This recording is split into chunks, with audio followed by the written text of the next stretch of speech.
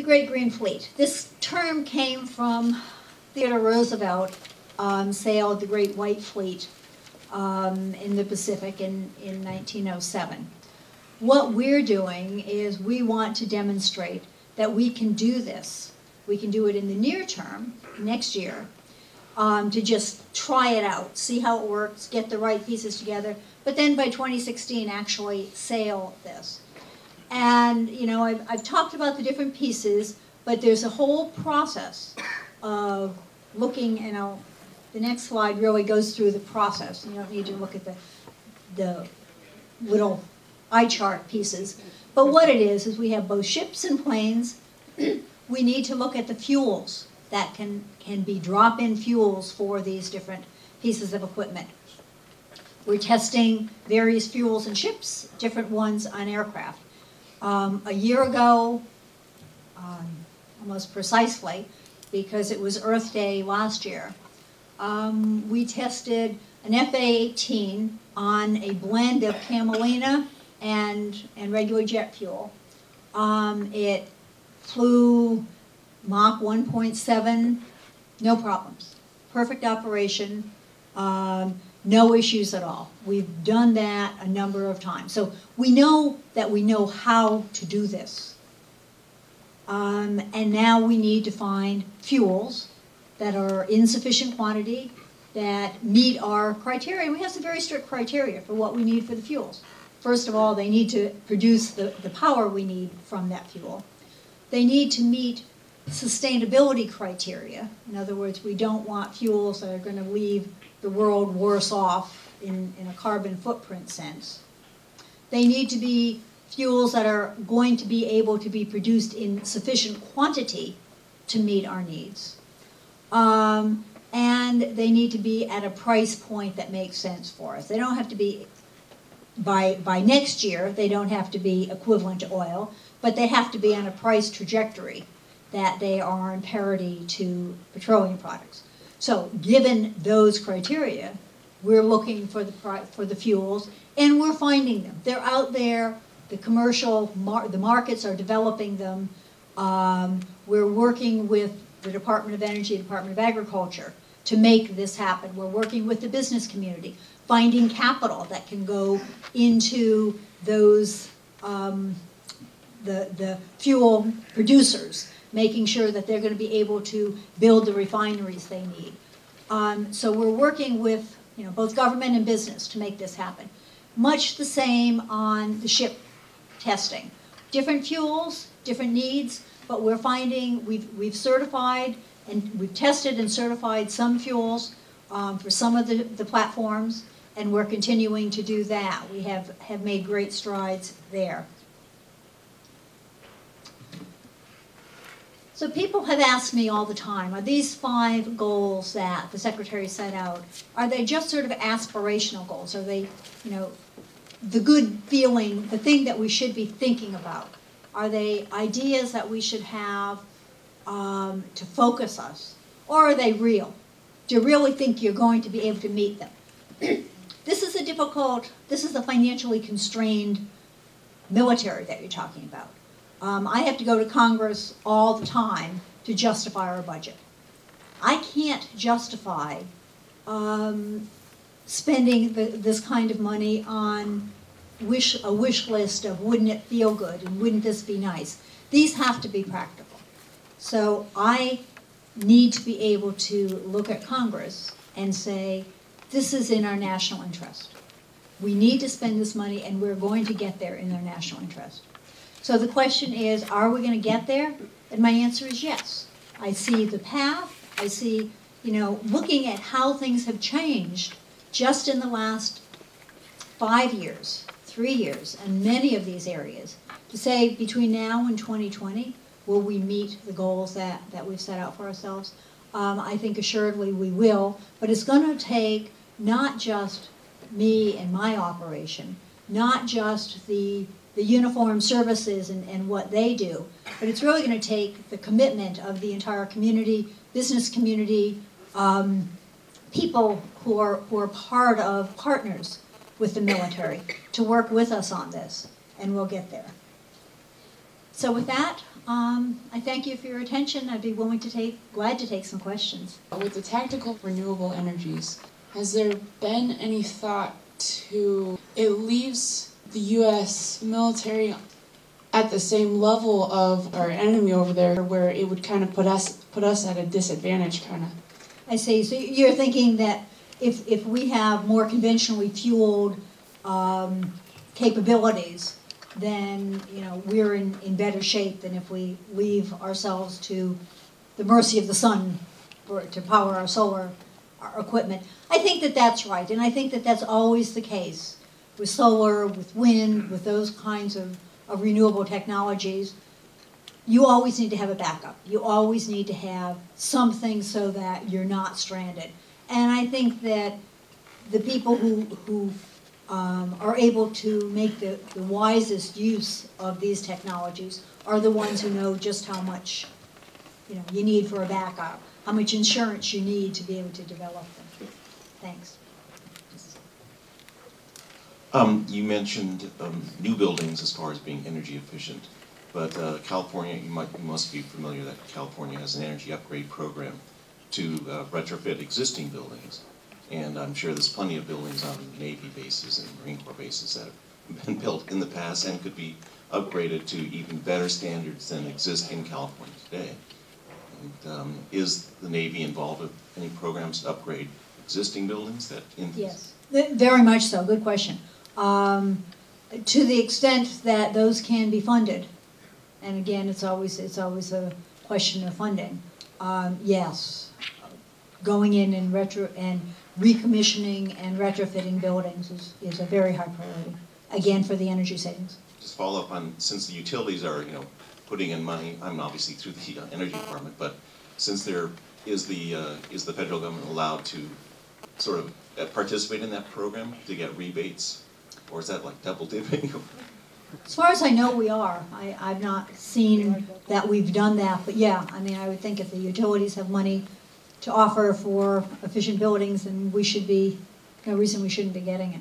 Are you finding that partnership with the Navy and with the military is growing, and that there are similar events like this throughout the country that are supporting this movement?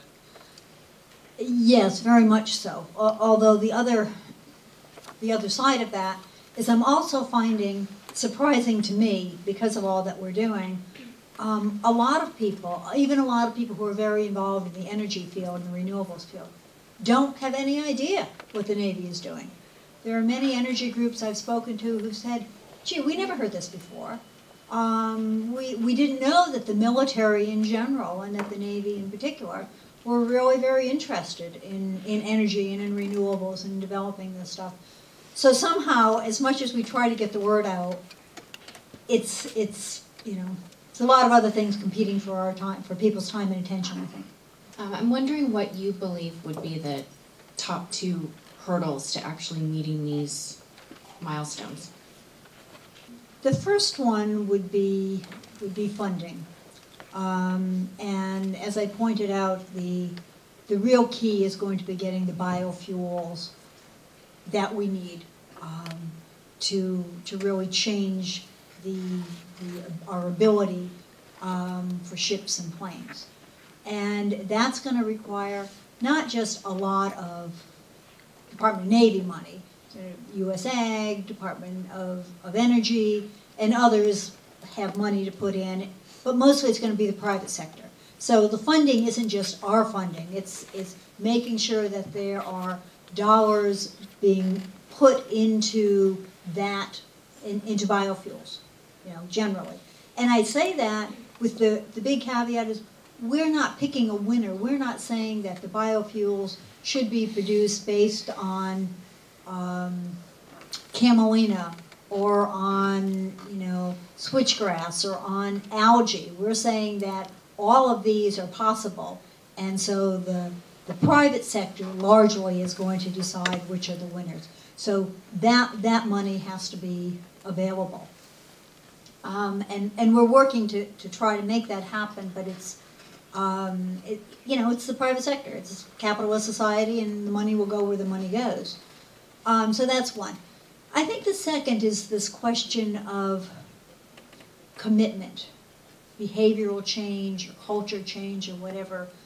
I have found within the Department of the Navy incredible support and enthusiasm for energy change and for the energy efficiency and renewables and what we're trying to accomplish. But as in anything else, you know, there are a lot of other things people are doing to fulfill their mission, their military mission.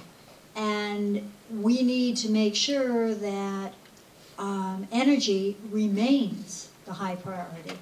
Those of us who are political appointees to the Department of the Navy aren't there for a career, and so it can't be something that just comes from us. It has to be from those people who are there as a career. They have to see it as the way of pursuing their commitment and in the national interest.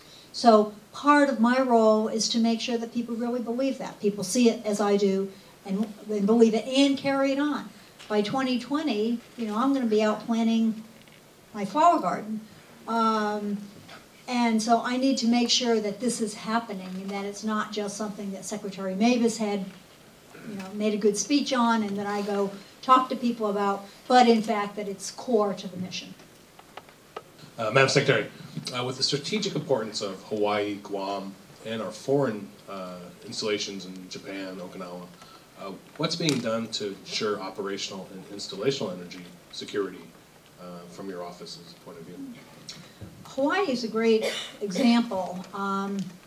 Hawaii is one of those places that has high energy rates, a lot of sun, a lot of wind, a lot of biofuels. So it's a great opportunity to bring all of these things together to try to make it work. Things are more cost effective in Hawaii than they are anywhere else. So we're doing a lot of work there in all of those. We're working with the state of Hawaii and Hawaiian Electric on a Hawaiian initiative that's pretty exciting. We're working with the National Renewable Energy Lab in Hawaii to try to bring some of their money on piecing it together. You know, ultimately, Hawaii is its own grid, so in a way it's off the grid.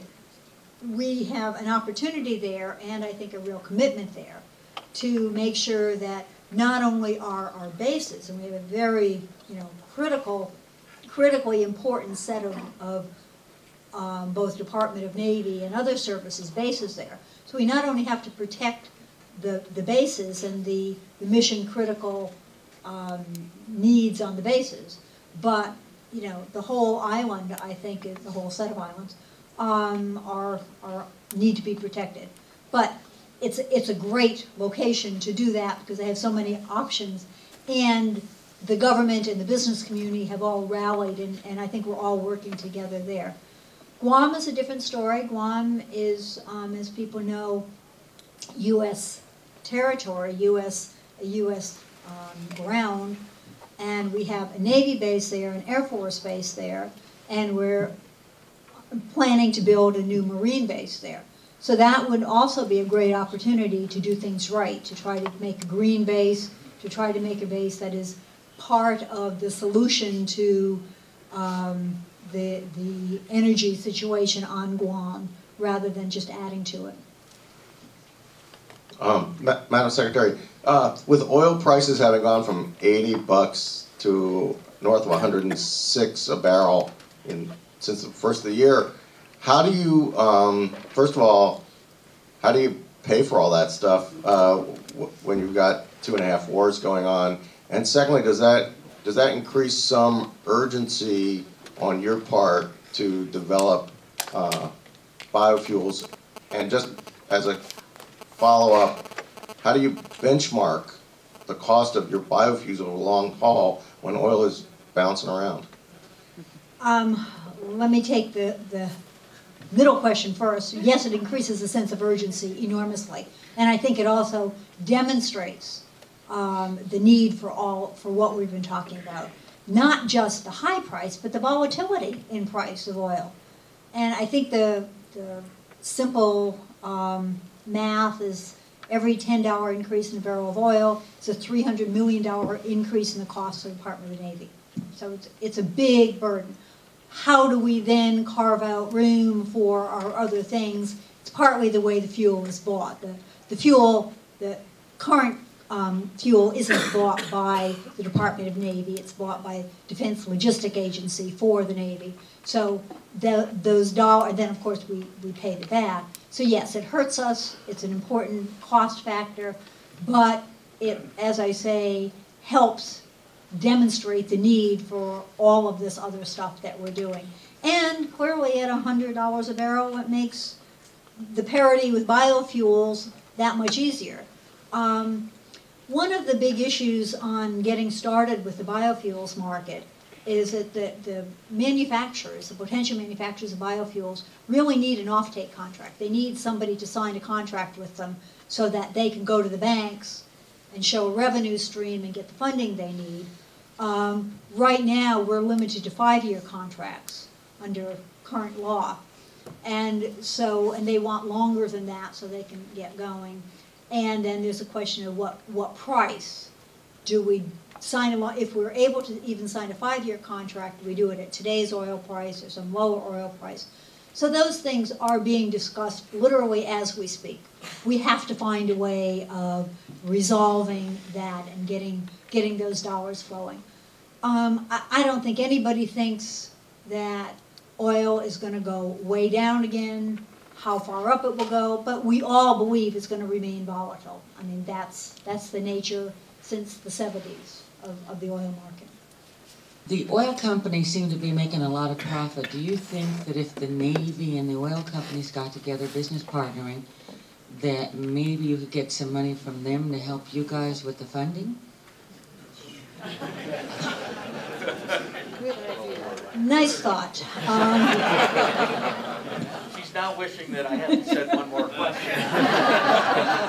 I think that there are more obstacles to that than I can begin to think about. I do think, though, two serious answers to that.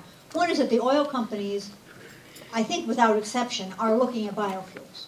And they are interested in that because they see that as a potentially competitive market and something that's growing and they want to be part of it. So to the extent we're partnering with companies on biofuels, we will be partnering with them.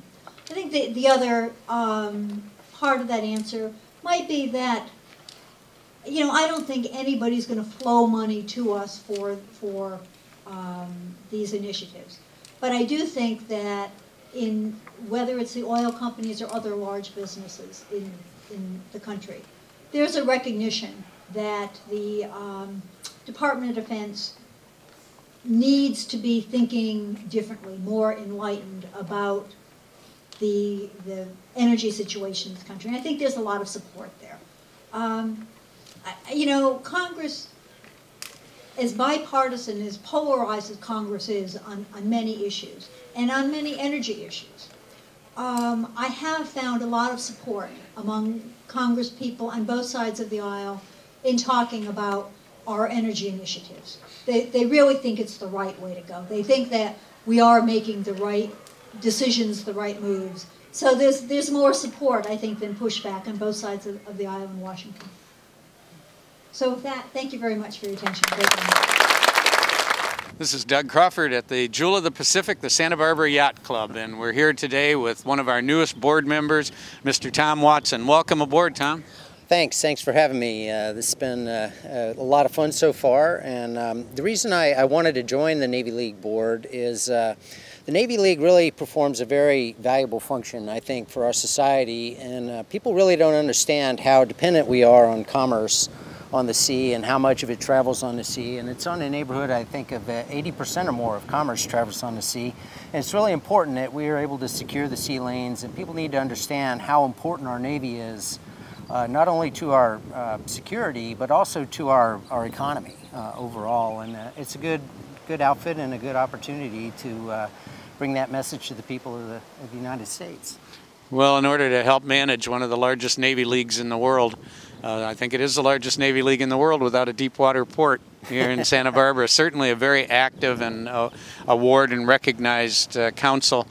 Tom, there's a lot of work that goes on here, and your background speaks a little bit to a Navy life, and would you give us a little background on why and what and how that changed your life? Well, I'm actually a third-generation naval officer, third-generation Naval Academy graduate. My grandfather was the class of 27, and he actually died in World War II at a big naval battle at Guadalcanal called the Battle of Iron Bottom Sound. He had 3 destroyers. They were trying to sneak through a formation at night and got sunk, and he actually had a ship named after him, the USS Lofberg. It was my mom's dad. It was a destroyer, Gearing-class destroyer, and I still have the decommissioning flag. My dad was also a Naval Academy grad. He was an aviator, flew in Vietnam, had over 200 combat missions in A4s, A7s, and F4s, and had quite a good naval career. Was a air group commander, was the skipper of a aircraft carrier, the USS Independence, and was a rear admiral, retired.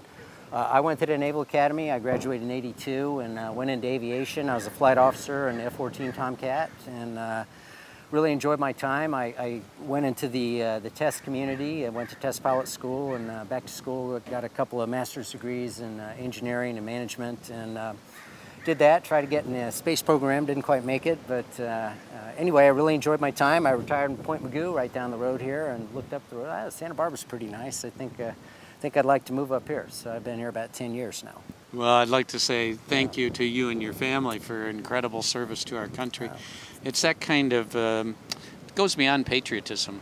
It's truly an issue of what is it that we can do for our country and to give to others. And so an orientation towards service is one aspect of it, I'm sure. Another is the idea of following on in a family legacy. And but you've done something that most people who spend careers in the armed forces don't end up doing, and that's becoming an entrepreneur. Can you tell us a little bit about what led you into that and what that was? Sure. Well, actually, the Navy, going back on that for a moment, I mean, it was a lot of fun. That's one thing people don't understand is I'd go back and do it again in a heartbeat, and I always encourage young people, if they think they might want to be in the service, they probably do. It really is, it's a great career. You meet a lot of people and you get to do a lot of things that you'd never have an opportunity to do otherwise. But I've always had kind of an entrepreneurial bent, and the .com thing was really happening about the time I retired, and I wanted to get into startups. Couldn't get in right out off the chute, but I went to work for IBM for a couple years.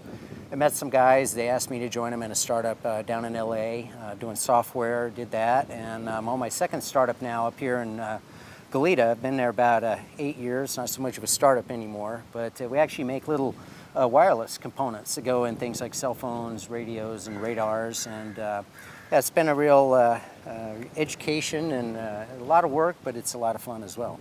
Well, leadership is one of the attributes of people that are trained in the military. Also people that have the advantage of, I was only in for 2 years and it changed my life as far as understanding what it means to be part of a team, what a work ethic is all about, what it means to have a code of ethics and have other people depend on you.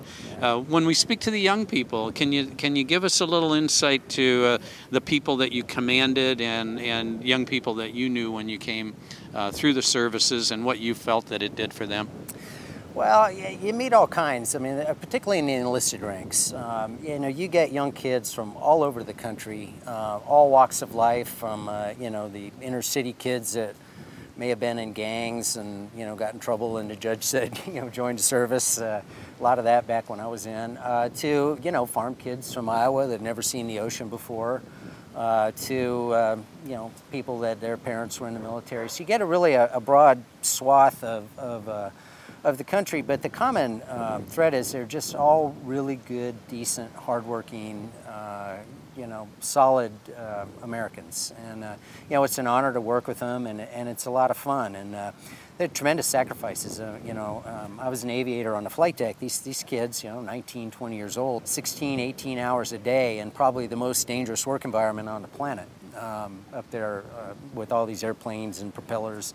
It really is quite amazing, and to be able to operate like that, you know, year over year, day after day, night, you know, all these conditions, with these young kids, it's just amazing what they can do and how safe we're able to operate and continue to cycle new people through. I mean, the Navy really is just an amazing organization, as is the Marine Corps. I think the Marine Corps is probably, and it pains me to say this as a Navy guy, probably the finest large organization on this planet. They're singular of purpose, they're dedicated, and they really do amazing things with not a lot of resources. The experience that I've had was Army. My son graduated from college and said the first thing he wanted to do before he got out into the mainstream and earning a living was to join the military, and so he became an Army Ranger. Good for him. And got to serve in Iraq, and he loved it. And his mother and I are very grateful that he came home safe. In one piece. In one piece, and it gave him a platform for graduate school. The encouragement, I think, when we think about a board of directors of an organization like the League, is that it is a number of people from a lot of backgrounds. And what we do without any kind of financial support from the government, from the military. It is all you. It is all about volunteers. And Tom, again, I'd like to say thank you very much for your service, not only to our country, but the contribution to the Navy League here and the Board of Directors and all you do for our community and the things you write in the papers and so forth. We are very, very glad that you decided to make this your home. Oh, thanks. It's a pleasure being here. I love Santa Barbara, and as we say in the Navy, happy to be here, boss. So. And again, we look forward to your joining us for future Navy League television shows. Thank you very much. Thanks. All right, great.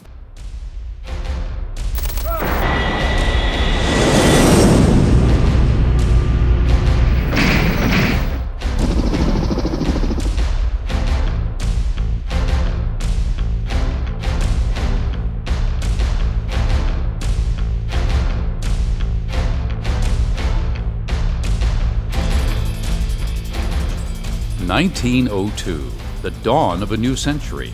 With the support of President Theodore Roosevelt, the Navy League of the United States is formed to provide a powerful voice for strong sea services, which are vital to the nation's liberty and prosperity. With more than 200 councils and tens of thousands of members worldwide, the Navy League is the most dedicated civilian advocate for the U.S. Navy, Marine Corps, Coast Guard,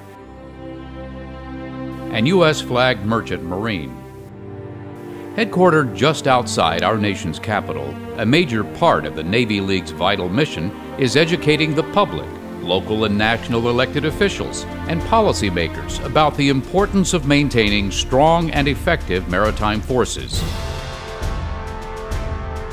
The annual Sea, Air, Space Exposition, largest maritime expo of its kind, provides a forum to underscore the importance and necessity of strong and vigorous U.S. naval and maritime forces. Navy League's nonpartisan advocacy programs deliver critical information about the needs of the sea services and its men and women in uniform throughout the halls of Congress. The need for a strong, vital sea service, recognized by Theodore Roosevelt in 1902, is no less today. The challenges facing our nation have never been greater. More than 100 years later, the Navy League continues to answer the call. Your support makes a difference to our men and women of the sea services who serve today and will serve tomorrow in support of American sea power. As one Secretary of the Navy said, "The sun never sets on the Navy League."